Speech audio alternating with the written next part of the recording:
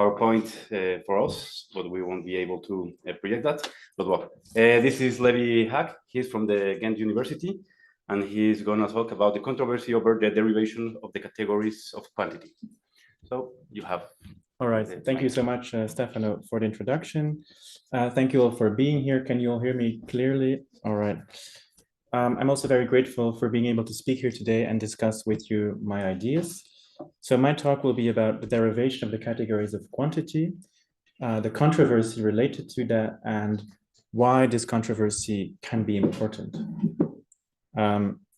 So normally I would present the categories as Kant presents them, but I'm actually sure you all know them by heart. And Kant, what Kant also does in the metaphysical deduction, he doesn't only present the categories, he also asks the question, how exactly are the categories to be derived from the forms of judgment? And so he has also a table of judgments, which you'll also know, I think.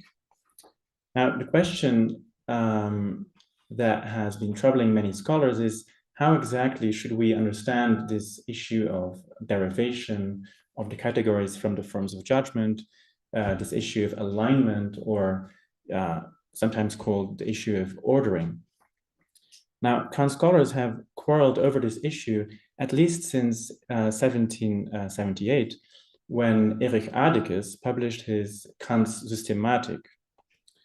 Now, in regard to the controversy, nobody seems to be doubting that the category of plurality is derived from the particular judgment. That seems to be quite clear. However, as regards totality and unity, there seem to be two opposed interpretive camps. So some scholars maintain that totality is to be derived from the universal judgment and unity from the singular one. For instance, Longuenesse, Patton, Bennett, Frede, and Krüger, while other scholars defend the exact opposite, pairing the singular judgment to totality and the universal judgment to unity. For instance, Thompson, but also Longuenesse in a later work, Capozzi, Borboa, and so on. So these two orders have been called Order A and Order B, respectively. Now, this controversy is in part fueled by the fact that throughout his life, Kant seems to be constantly changing his mind himself about which order is the correct one. And actually, some people like Patton and Bennett have even said that, Kant clearly made a mistake. He clearly made just a small slip when he defended Order B. So when he defended the alignment of the category of totality with the singular judgment. Others who defend Order B, like Thompson, have actually given almost no attention to the occurrence of Order A in Kant's corpus. So Order A, which aligns the category of totality with the universal judgment.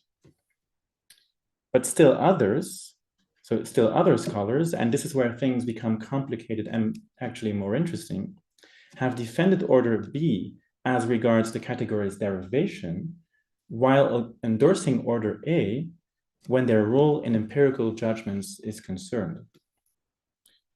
Now, customarily, scholars assume that the metaphysical deduction, so the derivation, is merely concerned with finding the categories by analytically deriving them from the functions. And that would imply that the metaphysical deduction does not deal at all with the way in which our empirical judgments are actively governed or directed by categories. Now, others like Longuenesse, for instance, argue that deriving the categories already says something about their empirical role. But this position seems to underestimate the fundamental Kantian distinction between, on the one hand, forms of judgment as categories guiding the synthesis of objects, and on the other hand, forms of judgment as analytic forms simply operative in empirical judgments about objects. Now, my position is somewhere in between these two scholarly traditions. I argue that deriving the categories is already indicative of how objects of experience are synthetically constituted, but I would not go so far as to say that the derivation of the categories from the forms of judgment is concerned with empirical judgments about objects directly. So I will also show, or try to show in my paper, that this very position of mine is a defense of order B. So is a defense of aligning the category of totality with the singular judgment. And I will briefly end my paper by connecting this quite niche debate to the issue of the non-conceptuality versus conceptuality of the content of intuitions. But okay, first, let's go to the metaphysical deduction a bit more in detail. So what's the purpose of the metaphysical deduction or the derivation of the categories? In part, its purpose is to contribute basically to a definition of the categories by showing their a priori origin. And we get the following picture. So a category is a concept of an object in general, by means of which its intuition is viewed as determined with regard to one of the logical functions. Categories are therefore in complete agreement with these general logical functions. Crucially, however, this means that the form of judgments transformed into a concept of the synthesis of intuitions brings forth categories that direct all use of the understanding and experience. That's a quote by Kant. So through their isomorphism with the logical functions of judgment, a list of categories can be established. Now, it's of course one thing to argue that the categories must have a fully a priori origin by virtue of their complete agreement with the logical functions of thinking, but it's still a completely other thing to show which category results from which logical function and how. So this exact issue has proven to be highly contentious, and it has to do with the fact that, as Geyer and Wood put it, the metaphysical deduction is not only about the derivation of the categories, but also about the derivation of their logical content, which is eventually, through schematization, to be transformed into a content applicable to sense data. Now, no problem. Now, Kant also puts it much more fundamentally as follows. The same function that unifies different presentations in a judgment analytically also unifies the mere synthesis of different presentations in an intuition. So Kant's claim here is that functions, which at first glance belong to formal logic, also have a transcendental logical role to play. Now, in formal logic, the function's primary role is analytic generalization. It thinks a manifold of presentations under a common presentation. In this sense, the function is also responsible for empirical concept formation, which essentially involves thinking the one in the many analytically, whereby the generality of a concept is achieved. But in the metaphysical deduction, Kant suggests that the function also has a transcendental logical role to play by thinking the many in the one synthetically. So in its formal logical capacity, the logical function abstracts away from content, but in its synthetic capacity, the function proceeds in the exact opposite direction by bringing content into the understanding. This latter content is, however, not at all the content from which can be abstracted. It's a transcendental content, namely a formal anticipation of a manifold of intuition, which in itself, I would say, furnishes no material suitable for being compared, reflected on, and abstracted from. And this distinction features, of course, Kant's famous crucial point that analysis always presupposes synthesis.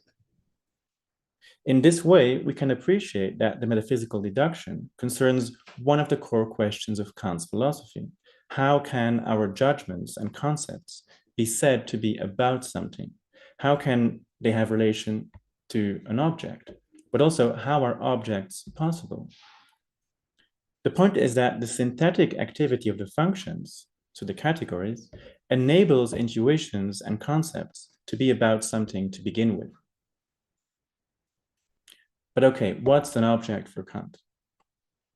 Kant writes at the beginning of the transcendental deduction of the categories that combination is not to be found in objects. Combination cannot be introduced into the understanding by means of perceiving it in objects. It's the other way around.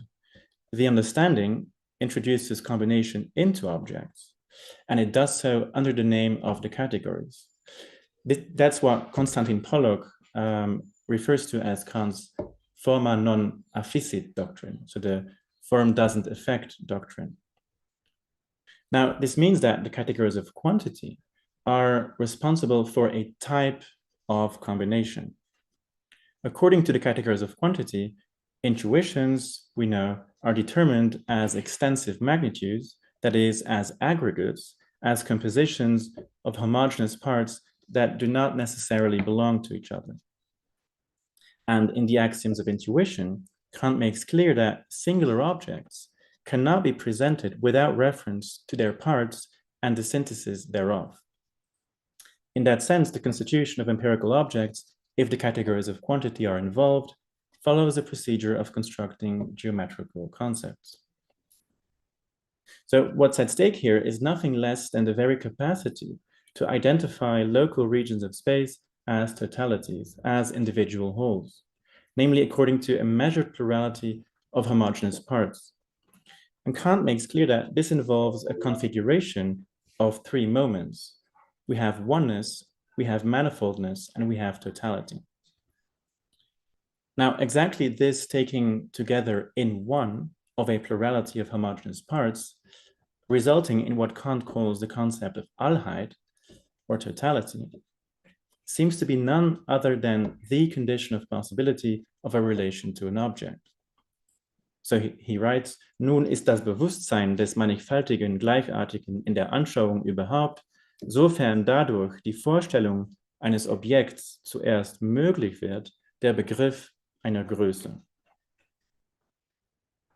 Now, let's return to the metaphysical deduction itself. This deduction, one could say, is characterized by both a vertical and a horizontal axis. So vertically, we have always three categories below each other, and horizontally, we have the relation of the category to the form of judgment. It's crucial, however, to see, I think, these two axes, so vertical and horizontal, as two intrinsically connected dimensions of one single argument. Okay, but if we approach the categories of quantity vertically, we see that Kant says that totality is nichts anderes als die Vielheit als Einheit betrachtet. And something very similar goes for quality, relation, and modality.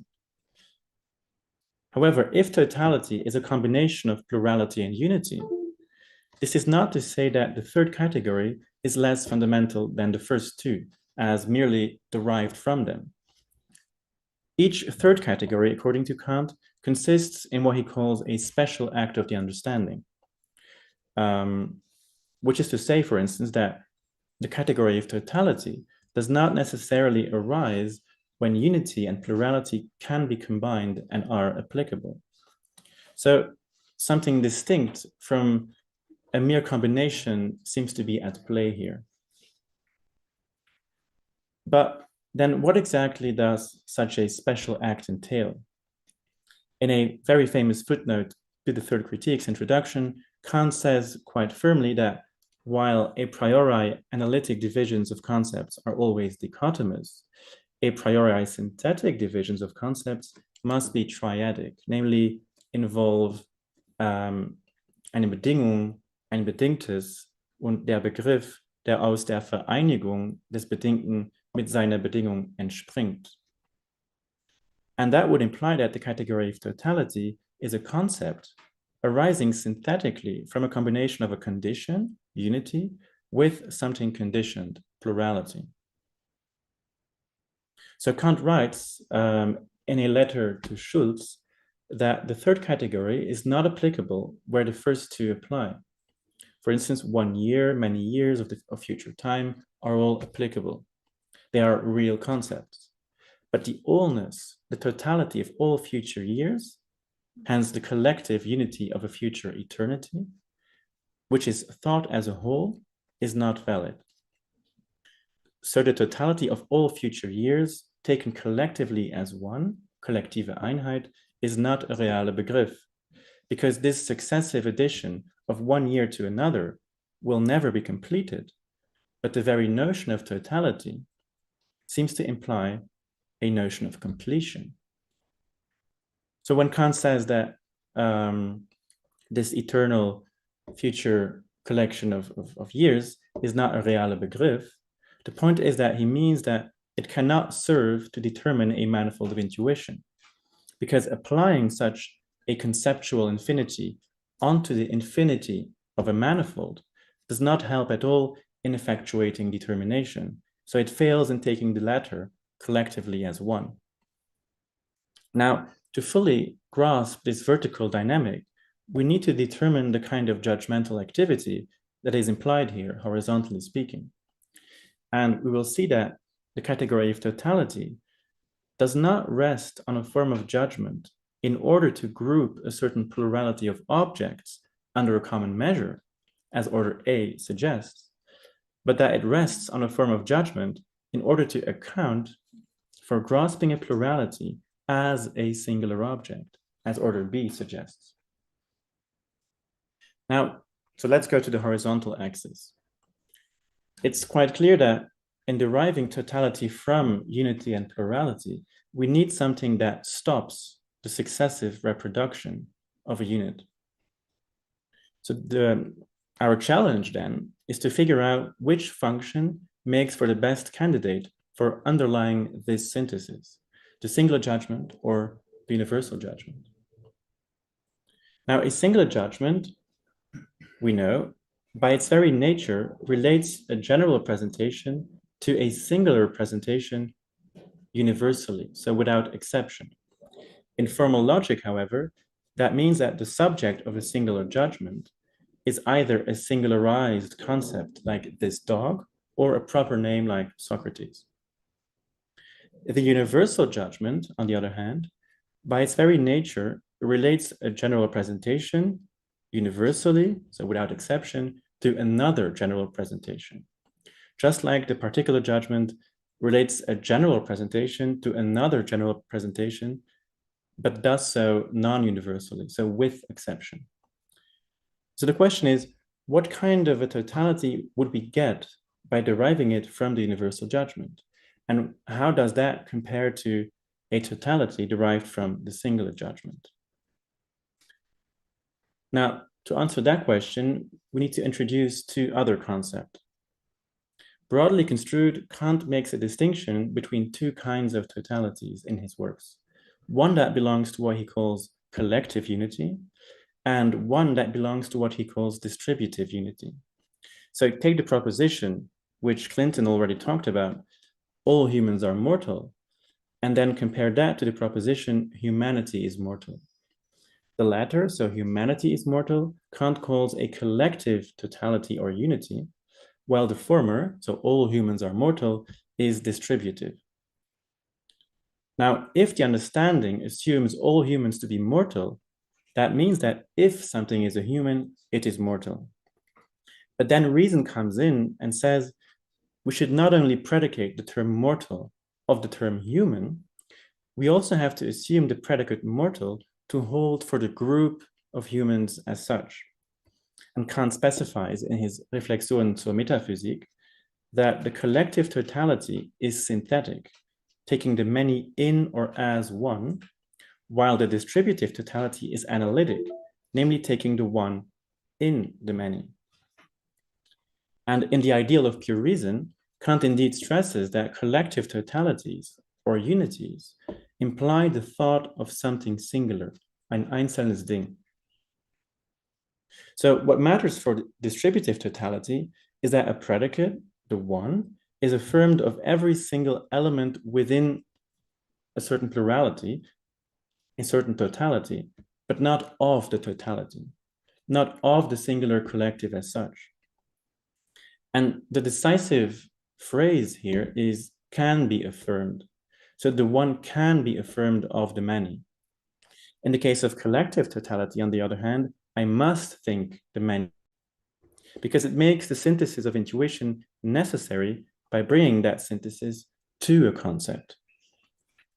So it seems that distributive totality cannot be what Kant intends the category of totality to be involved with, namely a synthesis of both plurality and unity.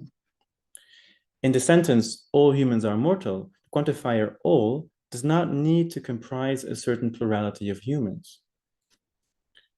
The plurality in question is indefinite, so the predicate might as well be applicable only to one human, if indeed there is but one. And if only one human exists, or none for that matter, it is still true that all humans are mortal. So as such, this sentence functions as a rule that just expresses the possibility of being predicated of a plurality of humans, of unifying that plurality according to their mortality. Now, this lack of a necessary relation to plurality is completely out of the question in the case of collective totalities, where the totality itself is only achieved in virtue of a certain manifold, for instance, a manifold given in space. So distributive unity, if that's what we mean by totality, is a kind of totality that is not yet connected to a plurality. Collective unity, if that's what we mean by totality, is by definition connected to a certain plurality. So crucially, Kant also says that this distributive unity can be called logical universality, so to the form of the universal judgment. So assuming, as order A does, that the universal judgment, distributive unity, gives rise to the category of totality, collective unity, is therefore to assume that it gives rise to its opposite, and that would render the derivation at issue quite unintelligible. Now, the analytic form of the universal judgment then must give rise to the synthetic category of unity, as order B suggests, and that conveys that the importance of having a universal measure that serves as a ground of unity. And that's exactly what the form of universal judgments can vouch for. It takes a certain ground of unity or measure, say the decimal system or a concept, to be applicable distributively to a plurality. And it's on this basis that a manifold can also be singularized as a collection, as a totality. But when that happens, the singular judgment enters the scene. Because if we follow the modal language here, the singular judgment will actually involve the necessity of thinking a certain manifold of intuition as determined in accordance with a certain ground of unity, such that any individual empirical object is to be seen as a totality. And this, I say, has to do with the fact that the singular judgment shares the universality of predication with the universal judgment, while sharing a relation to plurality, namely of intuition, with the particular judgment. So singular judgments relate a predicate to a subject, which logically speaking has no sphere, because no concept falls under it. The subject cannot be predicate in another judgment. And the subject is both singular, it signifies something as one, and it's a concept. It does the signifying by means of mediate marks. Now, in this way, a singular judgment is the only type of judgment that is able to relate a concept to another concept, while at the same time calling attention to an individual, say a manifold of intuition. So when I say this house is large, I relate the predicate large to the concept house, generally, one could say, but because the subject concept is singularized, I'm able to implicate one intuition here. And that's, in my view, exactly why Kant, in the third critique, says that pure judgments of taste are singular judgments. They alone ensure that we can formulate judgments about the sensible form of the object as presented to us in intuition. So when I say this house is beautiful, There is a sense in which I bring the concept house under the predicat des Wohlgefallens, beautiful. However, because the subject concept is singularized and hereby related to a given singular empirical presentation, I'm able to attribute the predicate merely to the form of the object, which is crucial for judgments of taste. Therefore, the third critique shows quite well that the lack of logical extension in the subject concept of a singular judgment makes room for a manifold of intuition to enter the judgmental fabric. And this means that the singular judgment has, qua form, the potentiality of relating its determining activity to a plurality. And recall that, qua form, the singular judgment's determining activity also involves the universal affirmation of a predicate of a subject, which, as we saw, amounts to the category of unity. Now, this very duality, I submit, is why the singular judgment underlies the category of totality as Vielheit, as Einheit betrachtet. Because by taking part in the form of the other two types of judgment, the singular judgment synthetically connects the categories that arise from both, hence ushering in a new category. So in formal logic, the singular judgment can only refer to a point, and therefore is able to relate to an individual. In transcendental logic, however, the singular judgments turn the manifold into an individual, into a point, what one could say, which by virtue of the manifold in the point is a collective totality. So let me conclude. So my interpretation stands exactly between two approaches in the scholarship. For the first one, deriving the categories from the functions of judgment is merely a matter of finding the categories. For the second one, in deriving the categories from the functions, Kant is explaining the procedure of empirical concept formation and of the acquisition of knowledge about objects in general. However, my point is that when I make a singular or a particular or universal judgment about objects, which allows for concept formation, etc., actually, I've already determined the synthesis of these objects according to these functions. You see? So the categories of quantity allow us to identify local regions of space and time, quanta continua, as countable individuals, quanta discreta, which is absolutely necessary if we want to be able to make empirical judgments, singular, plural, or universal, about individual objects. And my point is that order A, which couples the category of totality which couples the category of unity to the singular judgment, does not live up to that interpretation, because ultimately it takes the objects about which we formulate empirical judgments to be constituted independently from the a priori synthetic activity of the forms of judgment. So actually positioning oneself in this debate seems to amount to taking a position within the non-conceptualism versus conceptualism debate, be it, of course, in a very specific sense. So according to order B, the universal judgment captures an intuition as subject to a norm of delivering a repeatable, reproducible unit, while the particular judgment captures an intuition as subject to a norm of being the locus where the unit is repeatable. And the singular judgment then captures intuition as subject to a norm of completion or totalization of repeating the unit. So crucially, that means that the three forms of judgment do not capture three different kinds of intuition. They capture intuition differently according to three different kinds of norms. But if we follow order A, it is less insightful to speak about norms, because here the singular judgment captures an intuition which is already synthesized as a spatial individual.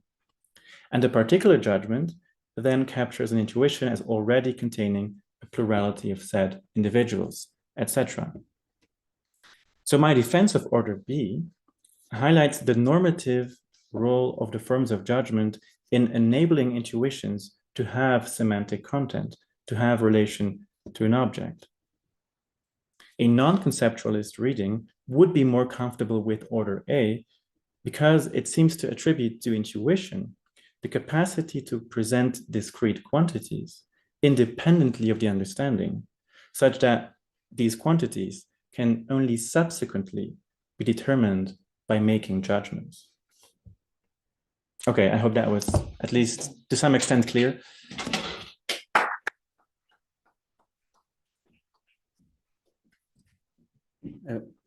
We are getting near to the end of our time, but because Levi couldn't start in time, we have time for some questions.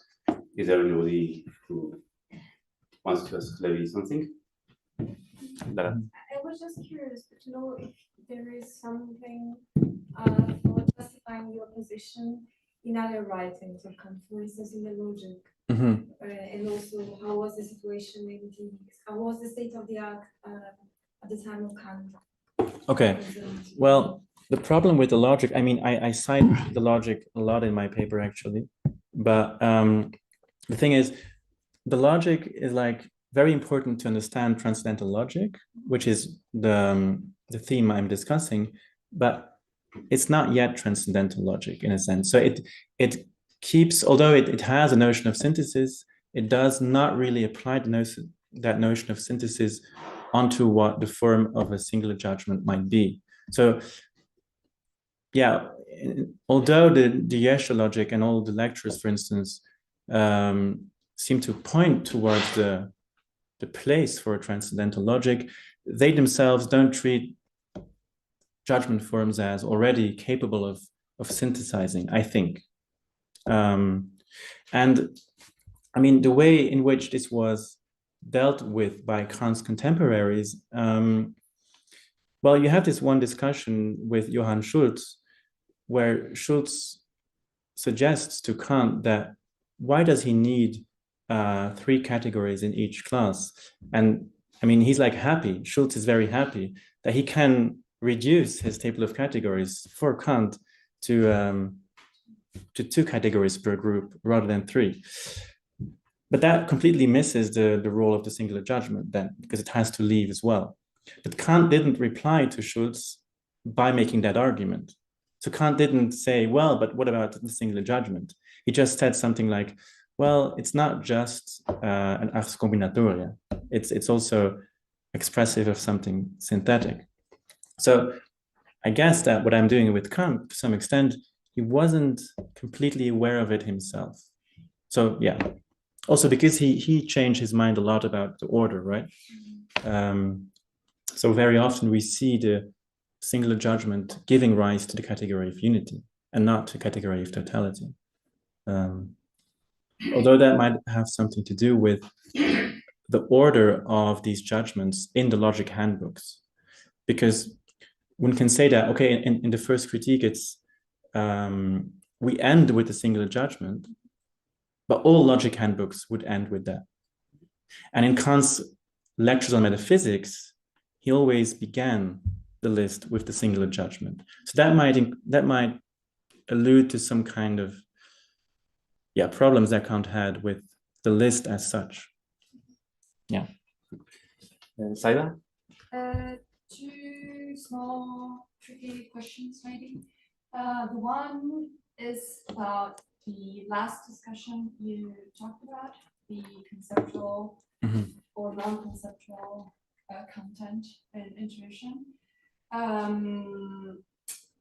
What about the presence or the hints towards the idea that the manifold of intuitions are already being like unified without it being yet this categorical activity?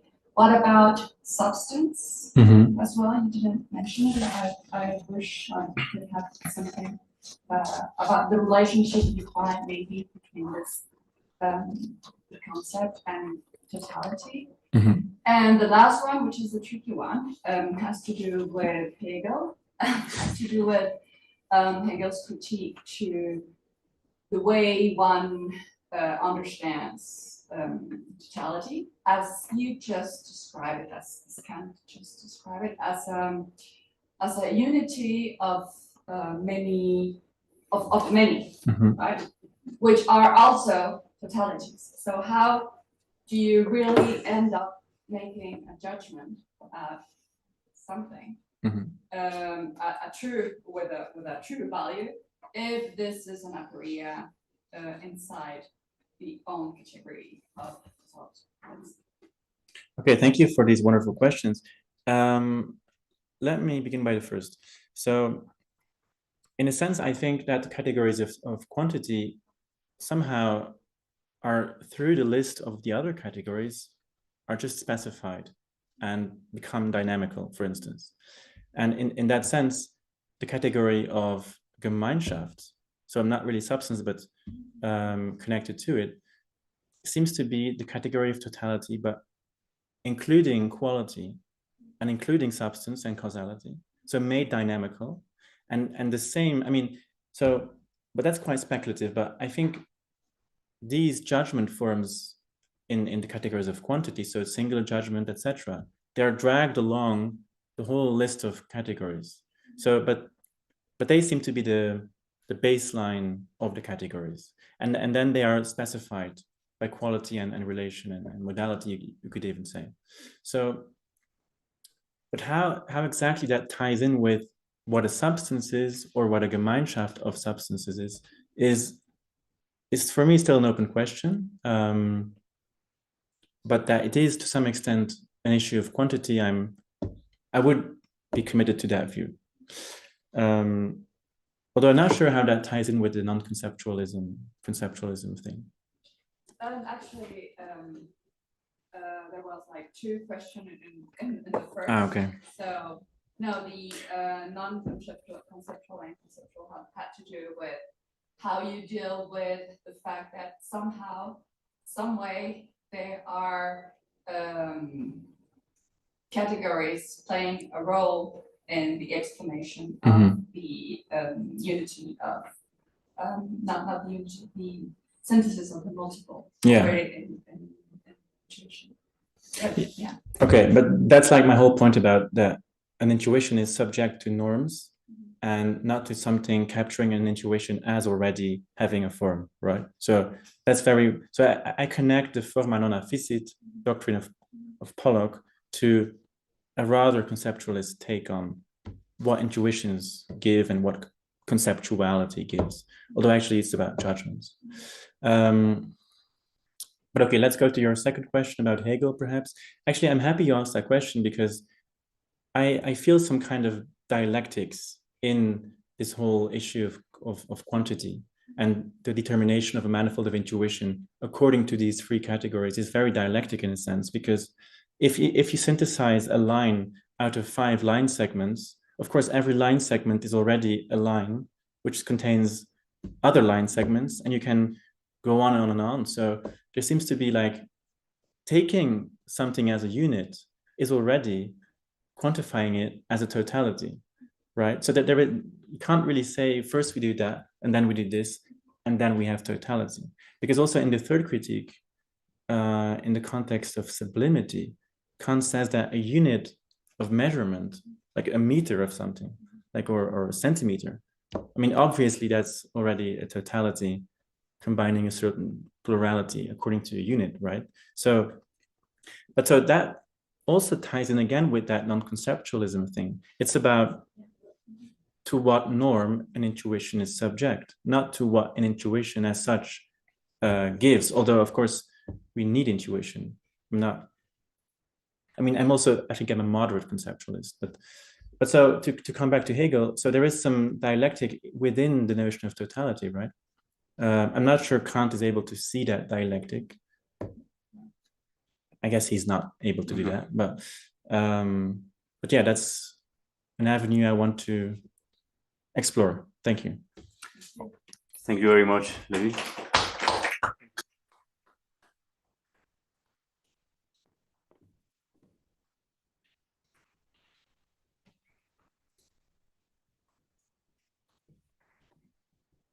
Sorry about the start. I get 5 more minutes to compensate. Yeah, no problem. I have a question. Yeah. I think I'm not sure. No, just for him. Yes, well, maybe. Yeah. Maybe, we, yeah. We're going to start the next one, but maybe after. Or... Yeah. I can.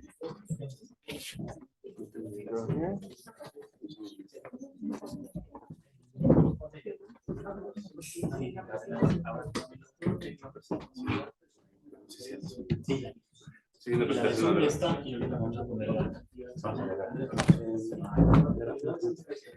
Tienes más o menos, bueno, tienes 40 minutos. No sé si tienes planeado cuánto te vas a tardar. ¿Quieres que te avise 5 antes de que pasen los 30? Sí. 5 antes de que queden los 30, de hecho. Con este avanzas o retrocedes en la presentación que es para el público. Y esa es la de Zoom, ¿sale? De esa parte. Yo voy siguiéndote conforme le vayas comentando. ¿Vale? Por la voz.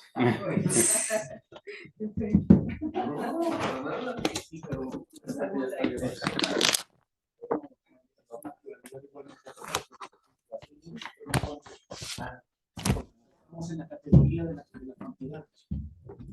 Pero si escucha el problema en las dos, entonces el mismo puede estar. Con tu libro de apoyo, pues algo se te olvida. Con tu libro de apoyo, por algo Sí, se te claro. olvida. Déjame recuerdo qué es lo que pienso de este tema. Porque ya entonces. ¿Estoy listo? Okay. Ya te explico cómo funciona eso, ¿todo bien? Bueno, quizás para decir. So welcome to our second talk. Here with me is Lara Scaglia from the University of Warsaw.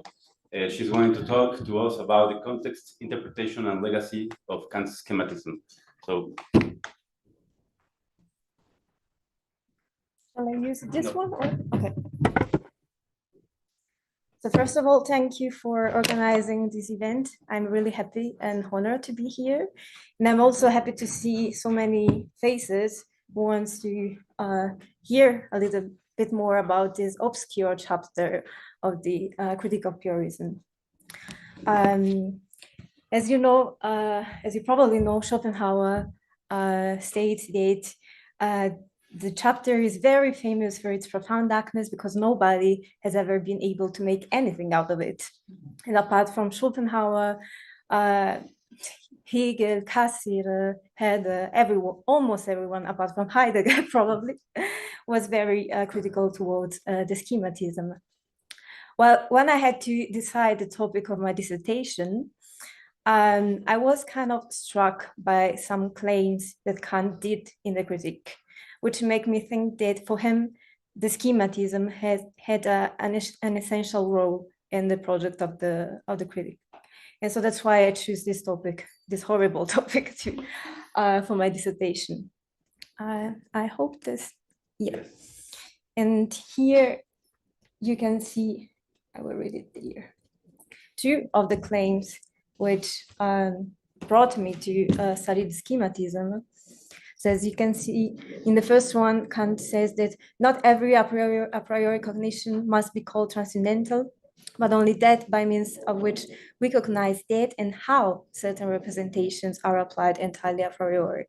And also later on, the categories contain the grounds of the possibility of all experience in general from the side of the understanding, but more about how they make experience possible will be taught in the following chapter, which is the schematism chapter. So it seems that Kant had some reasons for considering the schematism an essential part in the critique. What I did in my research was first to show that the term schema had an interesting and long tradition of different philosophical uses already before Kant, but it found in Kant a point of no return because everyone who used the term schema after Kant refers in one way or another back to him. And then second, of course, I wanted to try to clarify the function and the role of the schematism. And third, I wanted to consider the legacy, not only among philosophers, but also among psychologists, because while on the one hand, philosophers criticize Kant, on the other hand, psychologists used the notion of a schema to build their theories of cognition around it. So first of all, I would just give you a brief overview of the usage of schema before Kant. I first found the notion in the Democritus of Aristotle, where he describes the shapes of the atom. So schemata are the shapes of the atoms. Then in Plato, it has a rhetorical meaning, but also a moral one, because I said something that schemata refers to those misleading behaviors, so people who behave in order to misguide the judgment of others. Then in the physics, it refers to the morphe, and in the a priori to the figures of the syllogism. And it is in this sense that it was mostly widespread during the Middle Ages. So as figures of the syllogism, these were the schemata. And schemata was translated into Latin as figura. During the modern times, there are many uses of the notion of a schema. Logical, biological implique, he uses schemata to define the way in which bodies are organized. In Bacon, we found it as identifying the structures of metals. But apart from these connotations, the most important for me was the epistemic usage of schema that I found in Thomasius, Darius, and Titens. We can say that these three authors claims that cognition is based on a sort of dualistic interactionism. I would just say a couple of words on Titens. Titens explains this dualistic interactionism by means of two basic propositions. So on the one hand, there is an autonomous and permanent substance called the soul, to which each representation is referred, and on the other, for each manifestation of the soul, a part of our body acts. And this part is called brain, sensorium comune, or schema perceptionis. So this was just to show you that the use of schema in this debate concerning the relationship between what we could say body and mind was already in the air. Kant read Titens. Of course, the work is of 1777, so I'm not sure if Kant brought the concept from Titens, but for sure it was already used in this kind of context. Let's move to the pre-critical Kant. I found the use of schema in two works, Di Nova Delucidatio, where it refers to the act of the divine understanding as an act of endurance. So it makes things endure in time. So it has this time connotation.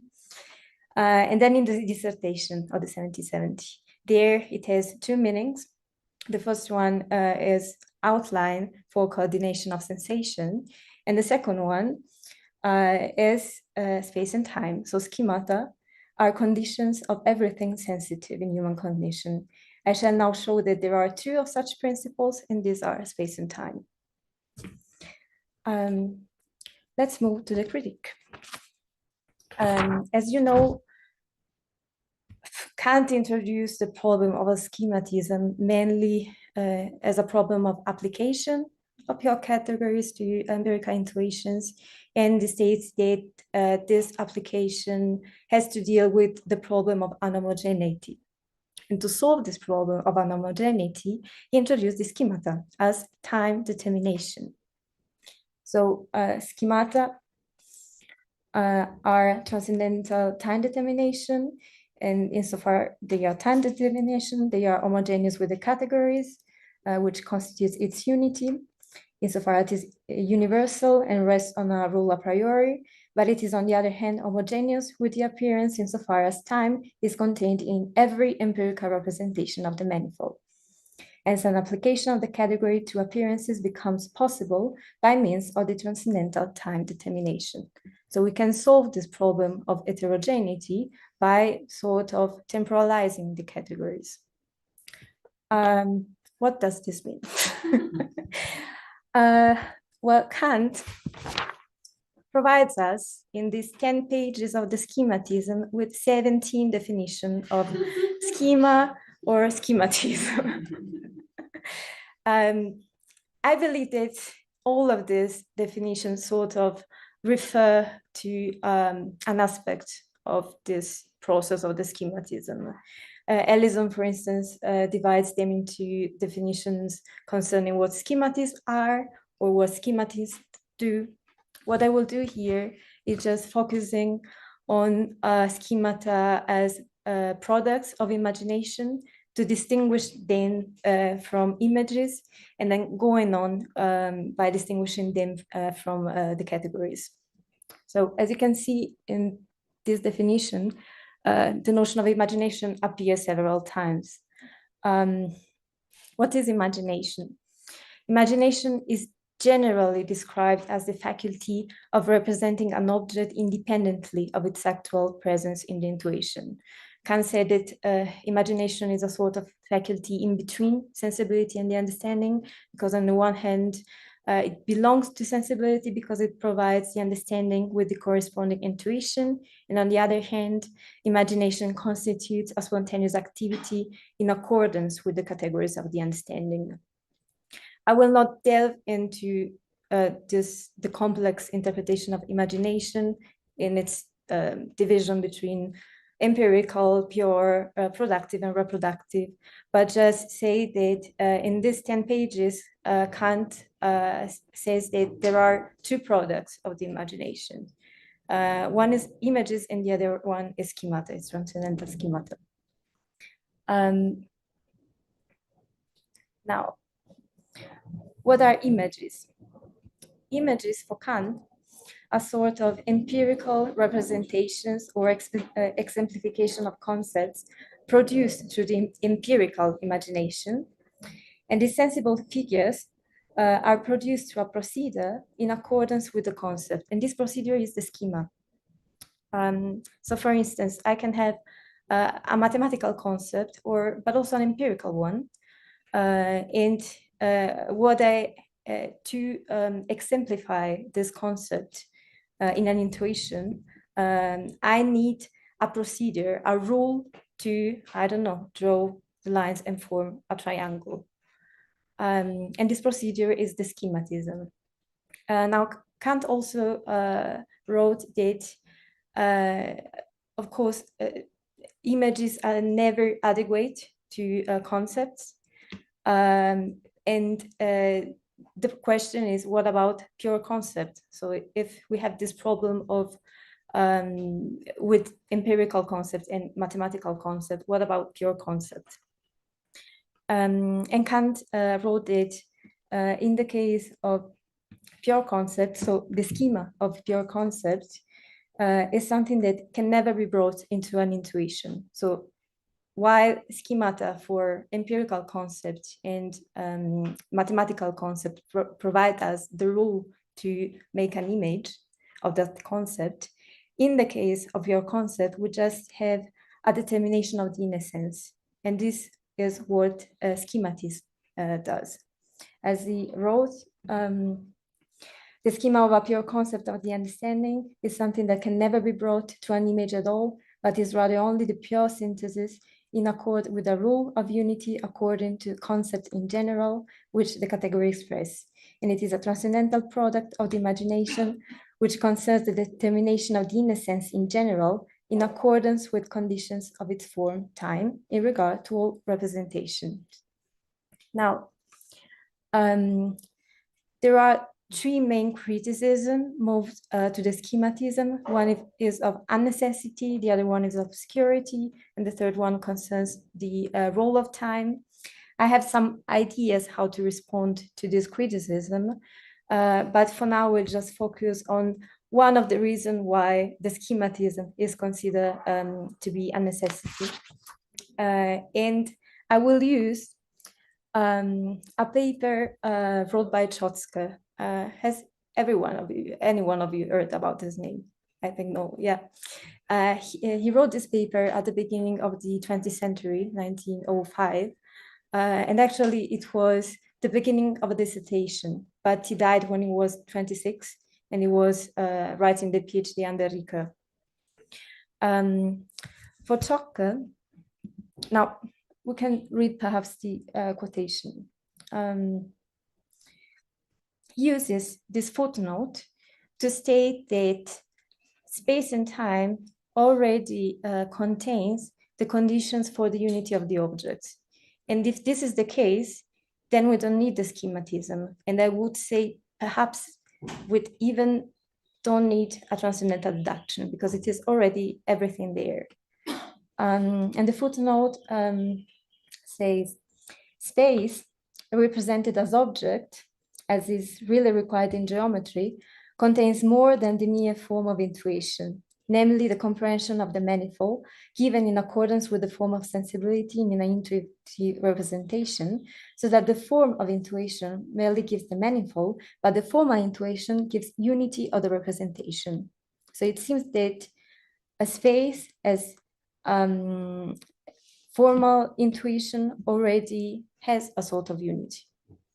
How can we solve this dilemma? Well, for me, there is another way to read this footnote. So first, when Kant describes sensibility and its forms, he tries to leave aside the intellectual elements, although these are already always implied in epistemic objective cognition. So we should remember that there is a distinction between the level of the narrative or the descriptive analysis of the process of cognition and the process itself. But the problem is that sometimes the division is not so clear in the text. So we might be confused a lot by that. And second, it might be useful to stress the distinction between space and time as pure forms of sensibility, as formal intuitions, and then the transcendental schemata. So space and time as pure forms can be considered as sort of conditions of possibility of the representations order to succession and coexistence. So what space and time provide us is this order. While space and time as formal intuitions are geometrical objects. So space, writes Kant, is a Zusammenfassung of a combination of the manifold, but this combination of the manifold is a geometrical object. So the notion of time and space of formal intuitions is very different from the one of pure forms. And I think that this was the cause of the confusion of Zschokke. While transcendental schemata are transcendental temporalization of categories. And I would say that they are condition of the possibility of determined objects and not of objects in general. And in this distinction between object considered as determined, and by which I mean as given in their manifold attributes, in their accidental characteristics, this kind of conditions is different from the one of conditions of object in general as object of the thought. And Kant makes this distinction, especially in phenomena and noumena, where he writes that the question now is whether a priori concepts do not also proceed as conditions under which alone something can be, if not intuited, nevertheless thought as object in general. And then later on, now through a pure category, no object is determined, rather only the thought of an object in general is expressed in accordance with different modi. Now, to the use of a concept, there also belongs a function of the power of judgment, whereby an object is subsumed under it. If this condition of the power of judgment, the schema, is missing, then all subsumption disappears. And the merely transcendental use of the categories is thus in fact no use at all, and has no determinate, or even, as far as its forms concerned, determinable object. And for this, it also follows that the pure categories does not suffice for any synthetic a priori principle. So this is a sort of schema of the distinction between concepts and schemata. So while categories are the limits of the field of the possibility to think about objects in general, transcendental schemata defines the limits of the possible experience of determinate objects. And if this is the case, then the schematism is pretty much important. Okay.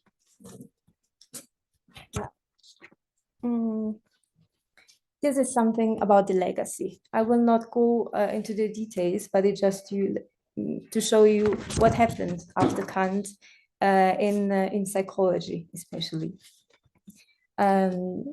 So as I already said, while philosophers mostly criticize the schematism, psychologists used this notion and they addressed Kant literally. So Piaget used Kant in his lectures, and he quotes him, and also Bartlett and later on Barsalou, they explicitly says that they are using Kant for their psychological inquiry. So here are our characters. Bartlett studied memory. He was one of the first who conduced some experiments on remembering. And for him, schema is the active organization of past reaction or past experiences, which must always be supposed to be operating in any well-adapted organic response. So all incoming impulses of a certain kind or mode go together to build up an active organized setting. So schemata are the patterns that we use to memorize and to remember things. In Piaget, schemata are a pattern to perceive and to adapt to the environment, to move in the environment. He distinguished three main group of schemata: sensory, motor, or behavioral, symbolic, and operational one. The first, the behavioral, are structures used to organize patterns of behavior that are used to react in particular situations. The second one, the symbolic, are sort of internal images used to represent some aspects of our past experiences. And the third one constitutes the whole mental activity of organizing our thought and its object, and it's what we need to speak, to communicate with each other. And then just the last one is Barsalou.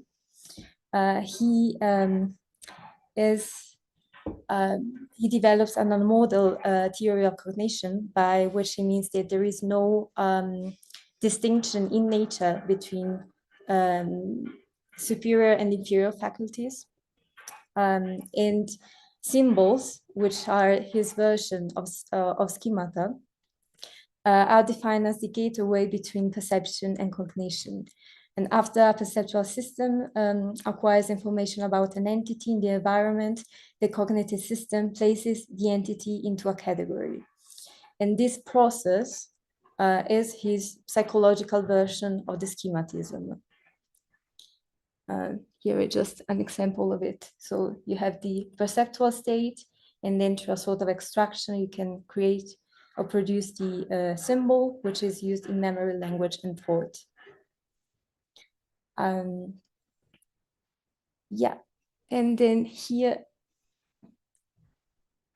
are some basic, some categories to distinguish between the use of schematism in Kant and in this psychologist. And what I want, if you want, you can come back to the details of them.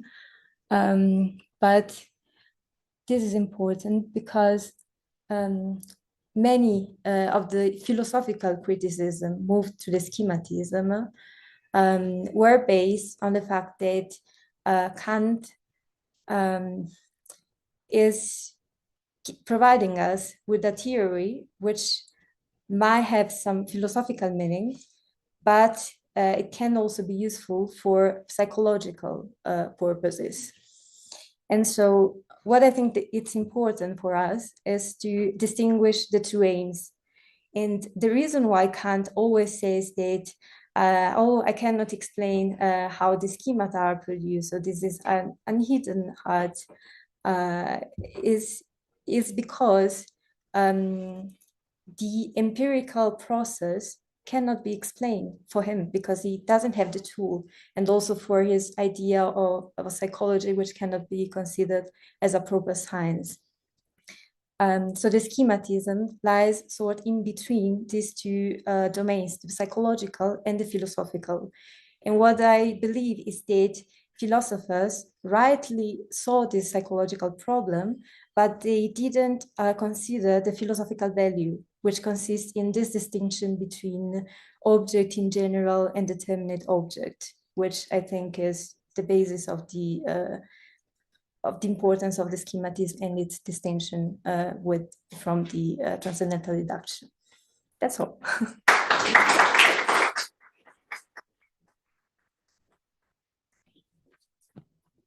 Thank you very much, Lara. Are there any questions for Lara? Levi, please. Yeah, thank you so much. There's, in your conception of the schema, there's a very clear dividing line between the schema and the category. And I think Kant was expanding what a category is towards what a schema is. But so, of course, you stress quite well that we need both, we need categories and we need schemata to have objectivity. I guess I agree with how you distinguish them, like objects in general and determinate object. But like, what kind of discussion is being held today about how the category exactly influences the schema? Like, because that seems to be very important to distinguish them, to at the same time qualify what the schema would not be able to do without categories. Because there's some influence of the categories on the schema for them to do what they do. Mm-hmm. But what would happen if the category was not influencing the schema? Like, what kind of a thing are we left with? That's still an open question to me. So I'm wondering if you have like about that. Yeah, so you are sort of asking me, what if we just had schemata without categories? Yeah. Maybe also the other way around. Yeah, I mean, my intuition is that it is pretty much related to the dialectic, because if the distinction between the two is one defines the limits of the domain of the thinking, and the other one of the possible experience of the determinate object, then categories somehow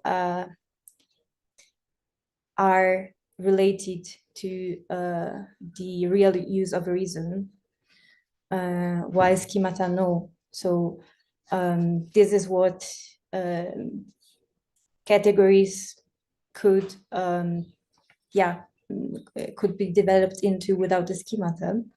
And then the other way around, so schemata without categories, it's hard to think about such a thing, because I mean, perhaps we can just because sometimes when I was giving classes on this part, there was a student of mine who asked me, but why didn't Kant start with the schematism? Because there is what it provides us with this conditional possibility.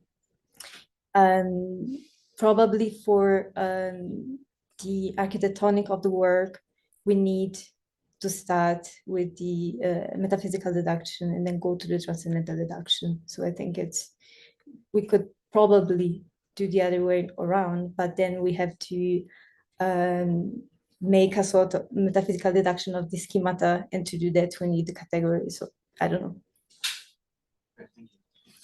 Efrain? So maybe to continue this line, I'm not sure I understood what your position is regarding the the difference between consolidated deduction on the one hand and the schematism.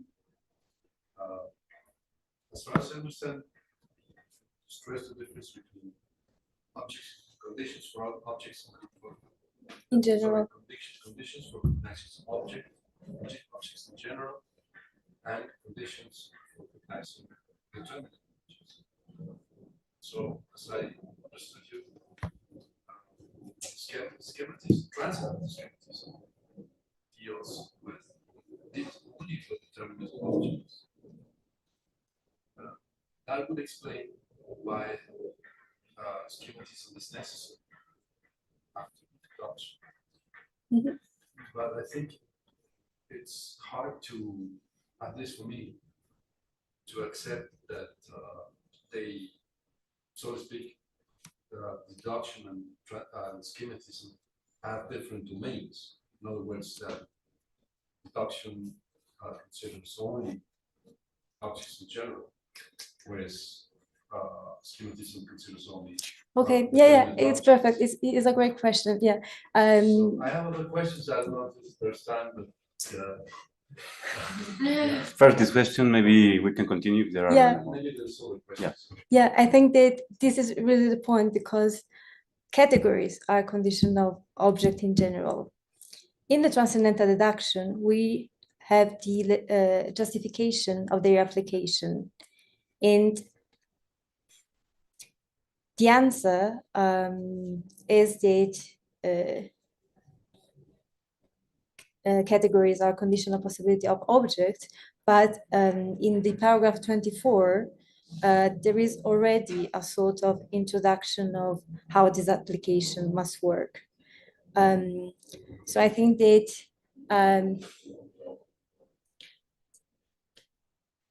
in a way, the schematism provides us the conclusion of the transcendental deduction. So it's not that it's something completely different, but the conclusion is that categories are conditions of possibility of experience only if we regard experience as an experience of object, of determinate object. Yes. Yeah, this is like, I want to know what the schema can't do without space and time, because I really think the schematism is the space and time and maths are really important. And what do you think that the schema can't do without space and time? Okay, without both, or time.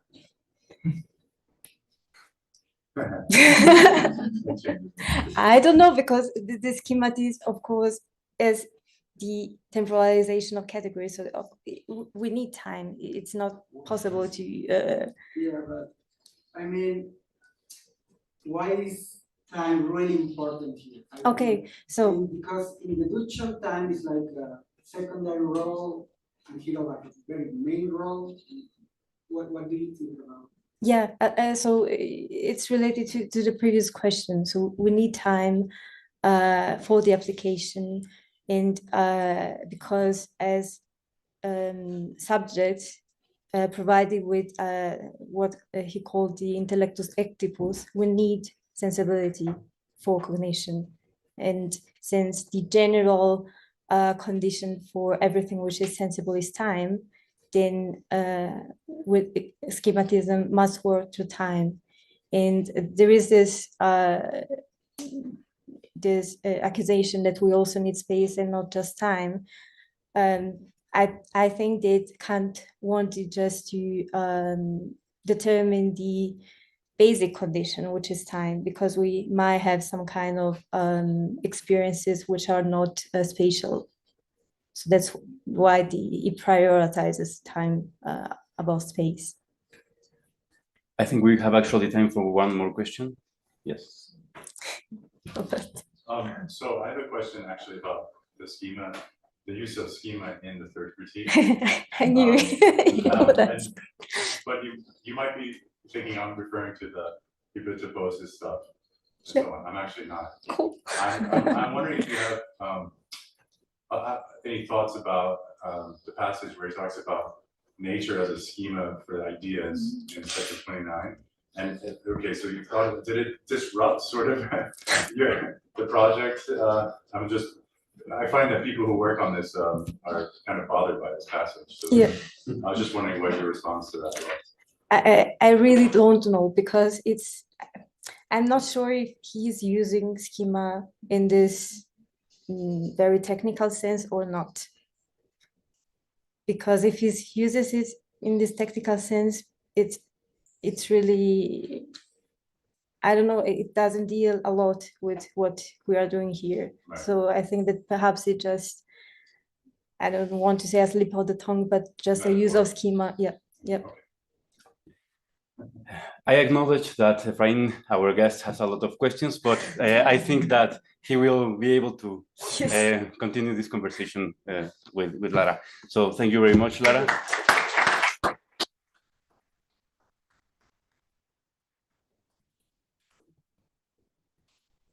Creo que no está funcionando ya el micrófono.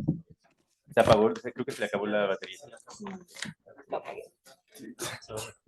No, lo siento, no puede. Y esto nos estaba dando problemas, ¿no? Sí. A ver si este funciona. Vamos a ver. Adam. Hola.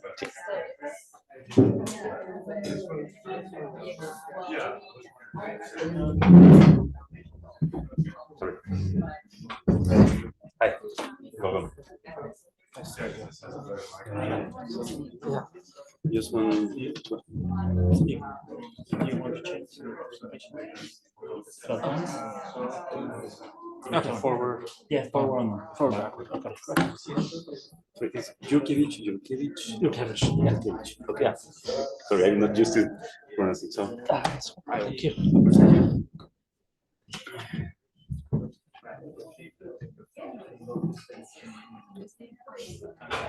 Well, welcome to our last talk of this. From today in this room, I welcome here Adam Jurkiewicz from the Catholic University of America. He is going to talk to us about Kant, the Cartesian Skeptic, and the direction of time. So, thank you very much. You have the mic. Right. All right. Thank you for introduction. Thank you for coming. Okay. So, is that on? Okay. You can. Oh, that goes forward. It's the thing that you have here in the computer. Ah, okay. Good. Sorry. This goes forward. This goes back. Okay. Wonderful. Yeah.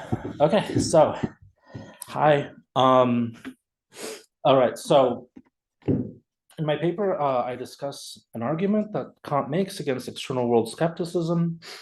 That's different from the refutation of idealism argument. And the traces of it first appear in the general note on the system of principles in the B edition of the Critique of Pure Reason. So in the beginning here, I want to define what Kant means by Cartesian, what I take Kant's Cartesian skeptic to be. He doesn't use the term Cartesian skeptic or Cartesian skepticism, but this is what the views that I ascribe to the Cartesian skeptic, Kant's Cartesian skeptic, right? So Kant's Cartesian skeptic isn't interested in the evil genius, for example.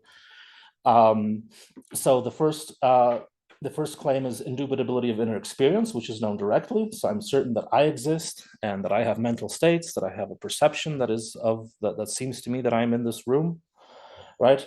Physical objects can only be known indirectly and may or may not exist, right? So if all of you exist, maybe you're here, maybe you're causing my experiences of you, my perceptions of you, or maybe not. Maybe I'm just having, maybe it's all imagination, right?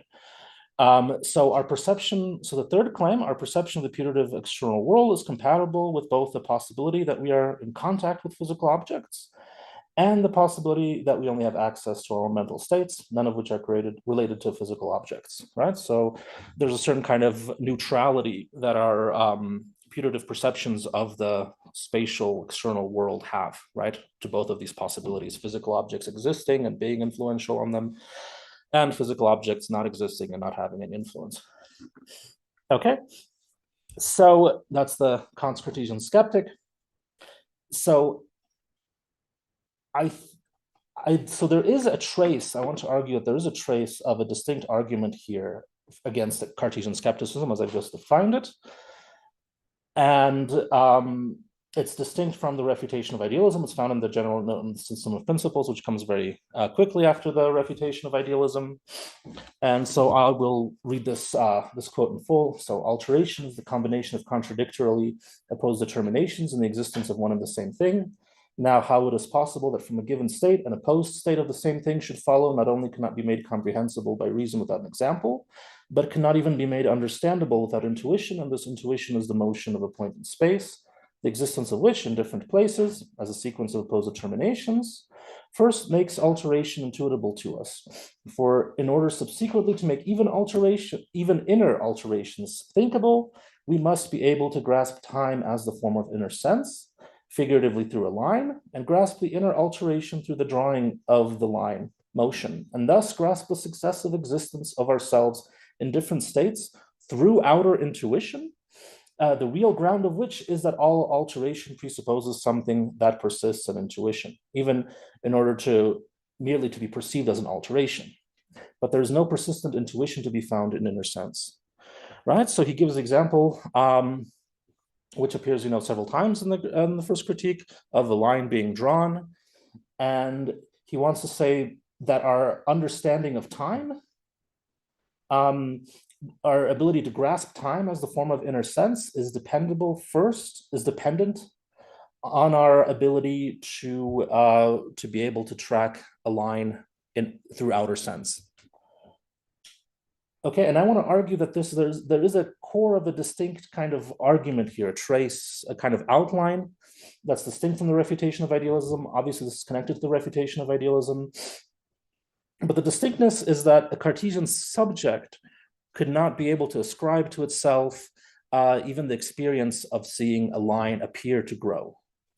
And Kant returns to this kind of argument several times in the unpublished Reflexionen, where he argues that we wouldn't have a sense of time without a sense of space, and a sense of time is, of course, needed to be a persistent subject.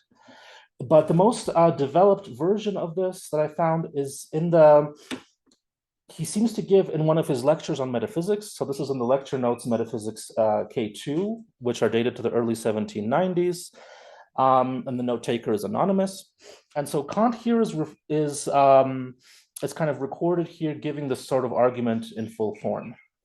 So I would have no inner sense if I had no outer sense. There is nothing perduring in inner sense. Time has only one dimension, and the existence of things can be determined according to two dimensions. The perduring is not in us, for all of our representations change. I can never imagine a whole concurrent in time, that, for example, a line, but rather only successively. But it still appears that the parts of the line are concurrent, and this rests on that the condition can be reversed, namely the one part of the line is the condition of the other part, and this conditioned part is concurrently, again, the condition of that part, which was previously conditioned and now is conditioned. I can begin from one end of the line, from whichever I want. We thus become aware of concurrence only by this, that we can proceed in reverse in the subordination. If the consciousness of my own existence is possible only through that something perduring is outside me, then the existence of this perduring item outside me is just as necessary as the consciousness of my existence. Now, there is nothing perduring in me, but rather everything is in succession, thus something perduring must be outside me. Were this representation of something outside me a mere representation of the power of imagination, then it would rest on inner sense, and since there would again be nothing perduring, the representation must thus be a sensory representation of an object outside me or of an object of the outer sense, because this alone can be perduring. Okay, so here he gives he gives the example again of a line, right, in space, and he wants to say that the ability to even imagine a line as such is something that's dependent on outer sense, because a line is composed of distinct elements, that you can partition off and understand how they relate to the whole, right? And you can scan a line, so specifically, so there's this element of directionality here. You can scan it from one side, or a line that's already drawn, right? You can scan it from one side to the other, and from this side to this, and these are distinct sequences of perceptions that you have of a single line. And this requires you to understand each particular glimpse of the line as being a condition of the future element. And he wants to say that this is not possible within time, simply within for a Cartesian subject, because a Cartesian subject only has a series of temporal moments that it would string together, and in time you only have succession. You don't have a moment becoming a condition of another moment. Okay, so the basic outline of the kind of argument that Kant wants to give seems to be something like this. So either I seem to perceive spatial figures, or I am a Cartesian subject. I seem to perceive spatial figures. I am not a Cartesian subject. Okay, so obviously this requires a lot of development. There are certain, the Cartesian subject could of course say that, you know, even if I don't seem to perceive spatial figures, I'm, you know, I am drawn to saying, right, that this part of the line that I see is conditioned by the part of the line that I remember, even though I might not have experienced it, right? Cartesian subject could also say that we don't actually experience, you know, when a line is drawn, we don't actually experience individual snapshots, one after the other, that we stitch together. We experience a sort of fluid motion. So we have this sort of direct awareness of one moment conditioning the other. And so I want to, and so obviously, so these are all, I think these are very strong kind of responses to this kind of argument. But I want to say that Kant might have a response to that.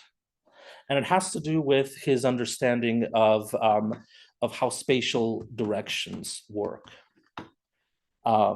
Okay, so this requires me to talk about incongruent counterparts. Okay, so incongruent counterparts are specifically spatial figures, right? So you have two spatial figures, like here, let's call one A, the other B, right? And you have the description of how the internal parts of the spatial figures relate to one another. The descriptions would be identical, right? But you can't move them around, at least these, in two-dimensional space. These are two-dimensional figures. You can't move them in two-dimensional space in order to superimpose upon one another, right? So Kant gives examples of these, like objects and their mirror images, spherical triangles, screws that go in opposite direction, curve in opposite directions, certain snail shells, hands, left and right hands, right? Hands that can, even if my hands were in principle identical, right, they still would not be able to move, at least not in three-dimensional space, in order to be superimposed upon one another. So Kant is very interested in these. They appear in several texts, right? Precritical and critical. So they first appear in the 1768 essay concerning the ultimate ground for the differentiation of directions in space. They also, where Kant appears to argue that for the position that absolute space exists. They also appear in the inaugural dissertation. They appear in the Prolegomena to New Future Metaphysics, where Kant uses them as in an argument for transcendental idealism, where he argues that the tension between the description between two hands that could be identical, but can't be superimposed in space, that tension is resolved by thinking of what we perceive as relational and not as things in themselves. And they also appear in the Metaphysical Foundations of Natural Science.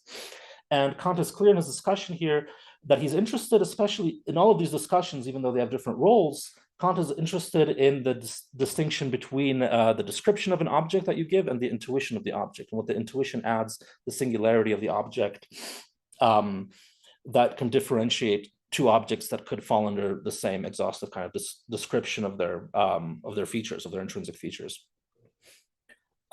Okay, so Kant has this kind of strong sense of spatial direction.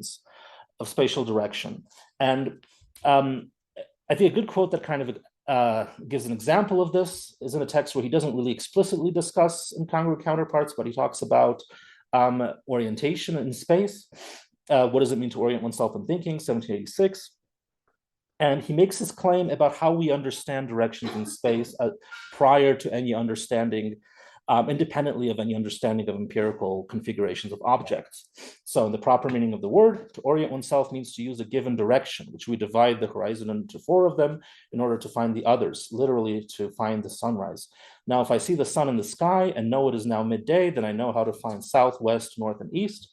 For this, however, I also need the feeling of the difference in my own subject, namely the difference between my right and left hands. I call this a feeling, Gefühl, because these 2 sides outwardly display no designatable difference in intuition. If I did not have this faculty of distinguishing without the need of any difference in the objects between moving from left to right and right to left and moving in the opposite direction, and thereby determining a priori a difference in the position of the objects, then in describing a circle, I would not know whether west was right or left, right? So here we have this basic distinction. It's prior to our understanding of any individual objects and any configurations of individual objects.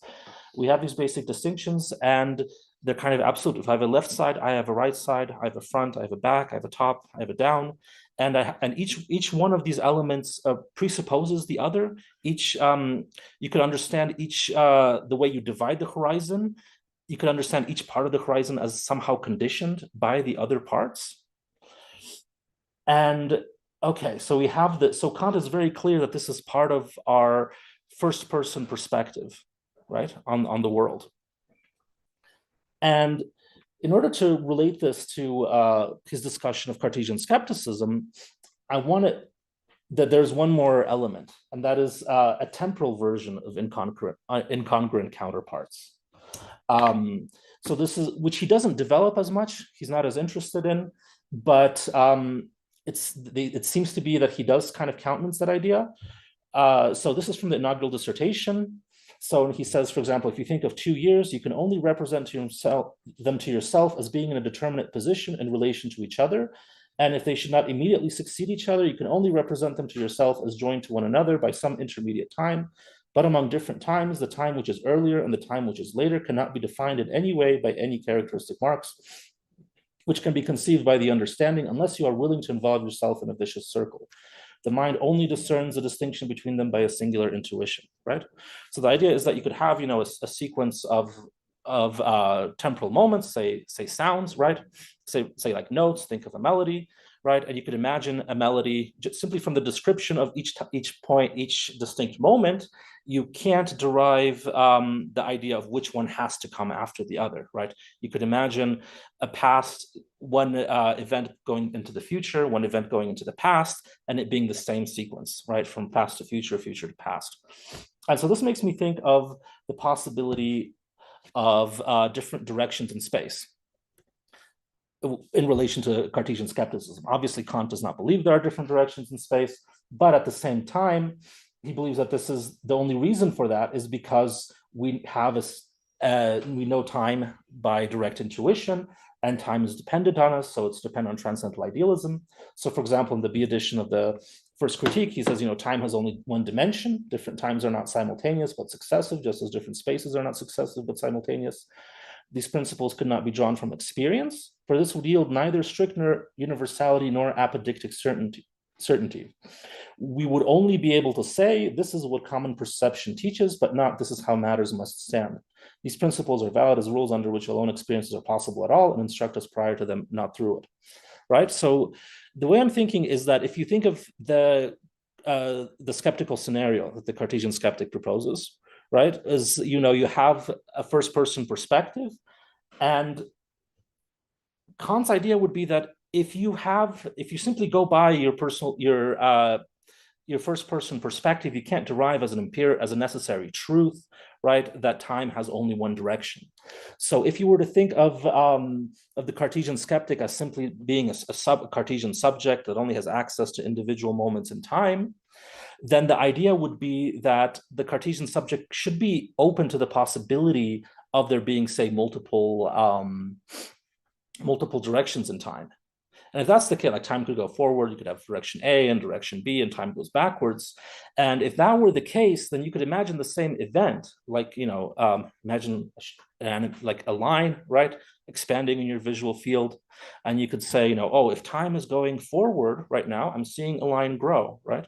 But if time is just going backwards, right, I could be seeing a line decrease and shrink, and it would look the same, right? Regardless of the same kind of experience, I wouldn't have the same sense from my first person perspective of determinate changes in objects, because the same kind of change could be an opposite kind of situation, right? A line shrinking and a line growing could both look the same, depending on which direction time is going.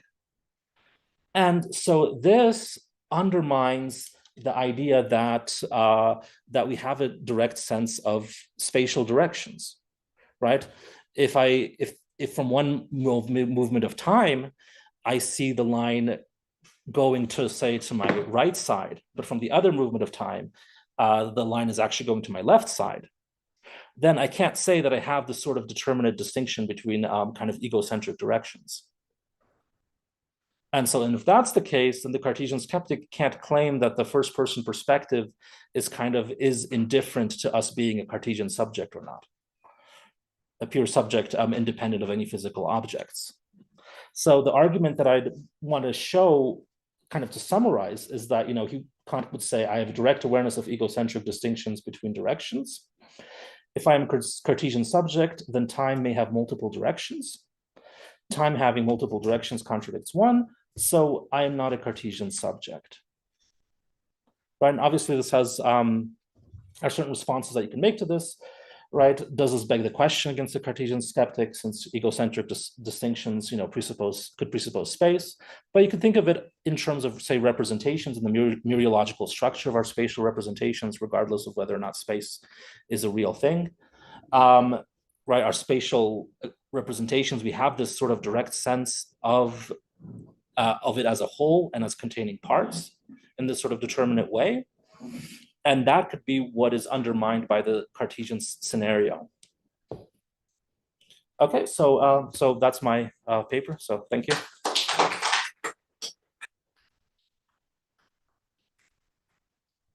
Thank you very much, Adam. Does anybody has a question for Adam?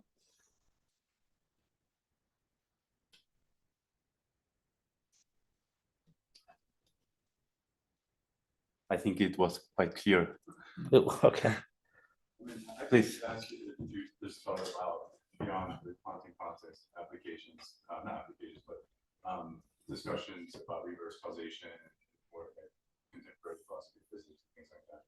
If not, that's fine. I'm just curious if you have anything to say about that. No, but I am interested in it. Right, yeah, I could talk later. Yeah.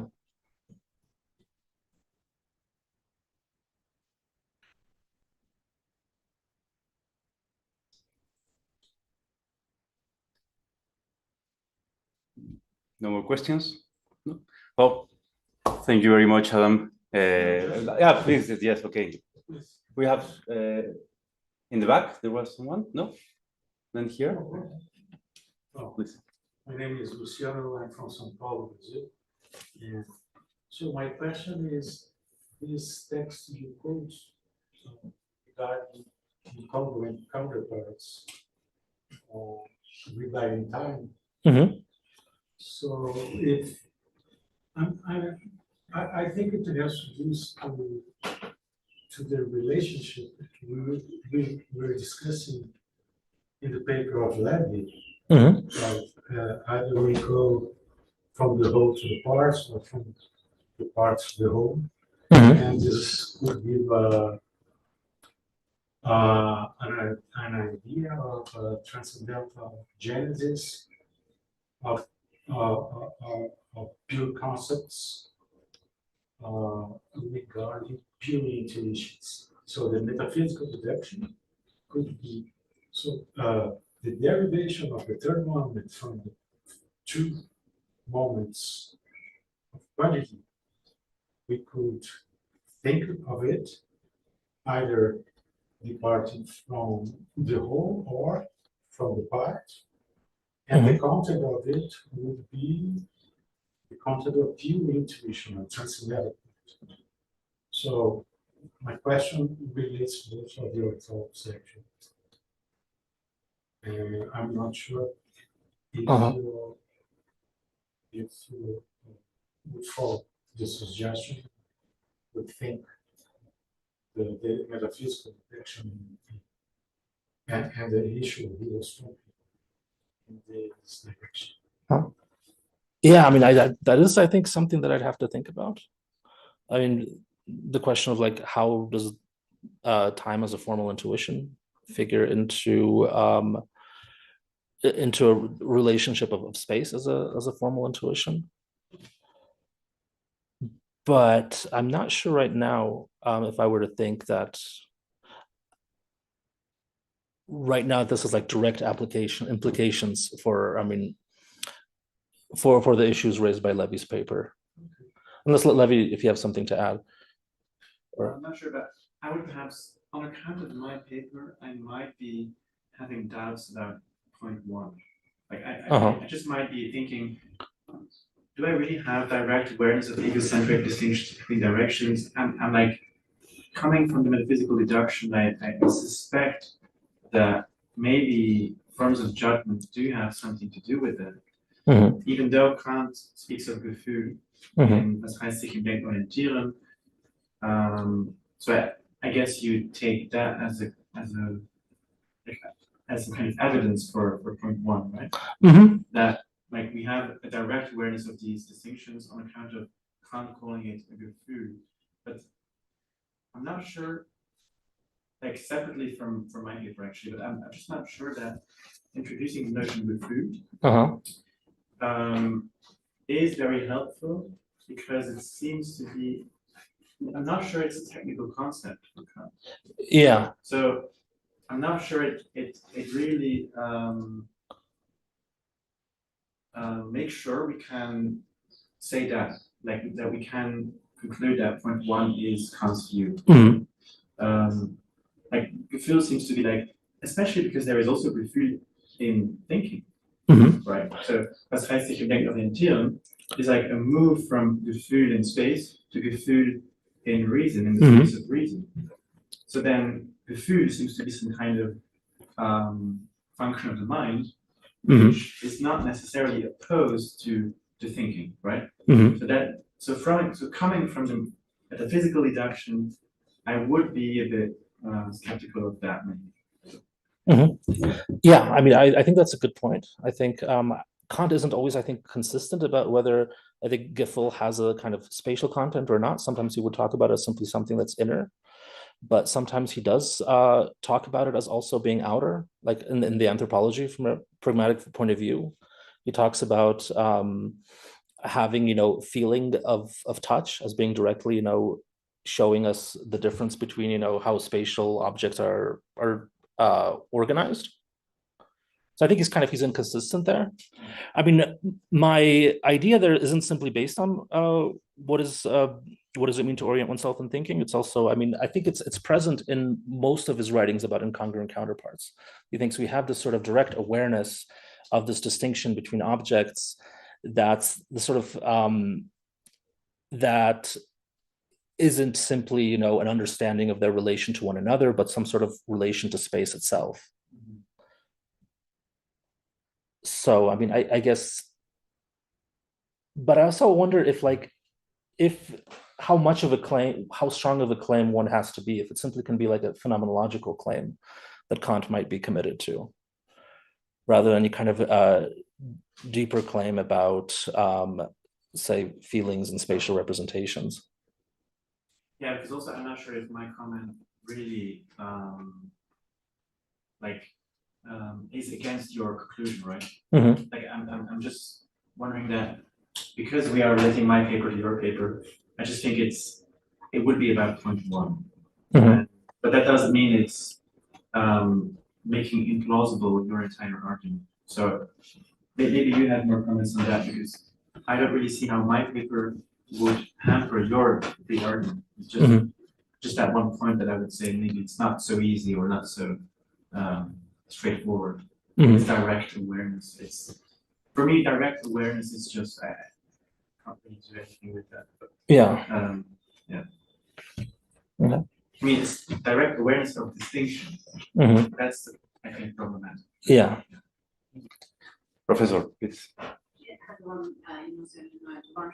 My question is very flat-footed, sort of transition to all of us going to have a glass of wine. So, and it's not because I wouldn't like to ask much more sophisticated questions, because I couldn't. And also, really, the presentation was extremely clear. So thank you. Here's my question. And one of the things that my head went to when I was listening to you is downstream from your argument. Do you actually have then one type of account for why it is the case during the pandemic, when we were Zooming all day, we were not able to track time? Because there was just not enough spatial stuff going on, and so we're just not able to do it. I mean, I think I was able to track time. Maybe it's just that I never do. I'm not sure. Are you asking like during Zoom sessions? No, a lot of people expressed that, I don't know, a while ago, maybe it was before the pandemic, I don't know when it was. So a lot of people experienced sort of, they're not able to say when it was. And so I was thinking, given this account, it seems to be downstream from me, the type of possible explanation for why this, given the minds we have, once you're doing it all via a screen, screen, and you don't have the usual spatial stuff going on, we actually struggle to be able to say, did it become before and after? So in terms of like teaching various classes on Zoom, you wouldn't be able to remember which class was before which or after which, or meetings and when we met somebody, and the stuff that usually is actually not very difficult. But I think a lot of people, not you, but a lot of people are sort of expressing that stuff. I mean, yeah, and now that you mention it, yeah, I think so too. Yeah, I had that. And I guess that would make sense if you can't orient it in terms of some sort of sense of space, spatial organization in your environment. It's harder to make sense of what happened before what. Yeah, I think makes sense. Well, thanks. Thank you very much. Thank you a lot, and thanks to Adam for his presentation. Thank you.